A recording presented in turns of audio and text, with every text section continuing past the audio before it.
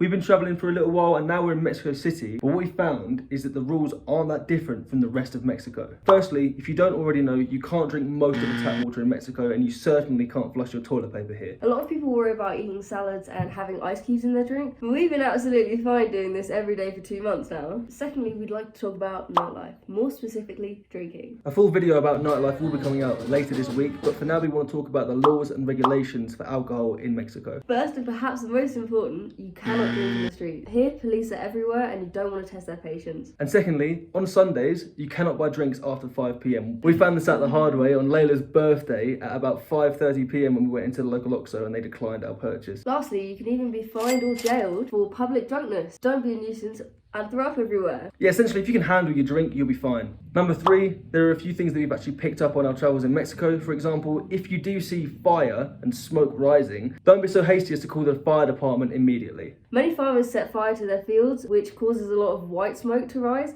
So if you see white smoke, that's a field being set on fire, but if it's black smoke, that's a house. Call the fire department if it's black smoke. Secondly, if you're going to attempt to hitchhike around the country, especially at night, definitely use the toll roads. Yeah, toll roads are a lot safer at night, purely because psychopaths and murderers don't particularly want to flash their license plate to the authorities and pay a fee to do so. That being said, we still don't recommend hitchhiking at night because it can be an unsafe option of travel. We want to discuss a widely known misconception about Mexico. Before we left London to go on our adventure, we received earfuls of concern and worry about our well-being when we arrived in Latin America. People would say things like, have you got kidnapping insurance? Or be extremely careful when you're there. Of course, exercising caution is never a bad thing. However, what we've noticed is we would not exercise any more caution than what we would in London City at night. Theft, of course, is a crime that happens throughout the world, but no more so in Mexico than in London. Kidnapping, on the other hand, we really haven't had to worry about too much. Honestly, cartel bosses don't have time for a gringo and a tourist. There's a lot of paperwork that comes with harming a tourist, and the police really like to get involved with that kind of thing, so they just wouldn't take the risk. Lastly, when spending money in Mexico, you want to be as careful as you can. In most cases, you want to use cash. If you find yourself in a situation where you can't use cash, you can use your card, but you will receive a charge depending on where you come from in the world. For example, as we're from England, we receive a non-sterling charge every time we use our card. So if you go to a shop, for example, make sure you get everything on your shopping list because you don't want to get that charge twice. Secondly, we have found that banks such as Banorte, Banamex and BBVA have really high transaction fees for foreign cards. This can be up to 200 pesos, which is £7 or $10. Yeah, we use HSBC and Santander, which have charges of like up to 30 pesos, which is about £1 or maybe $1.50. And we found that Santander is actually the best bank to use if you're a foreigner, especially from England. We're not sure about America, but England for sure, Santander. Last thing we want to say is try not to take the first price you receive in a market, especially in a touristy area, because you will undoubtedly get the worst price possible. You can usually haggle for up to like half the price that they offer you. We hope you found this video useful, and if you want to find out a little bit more about Mexico, click right here.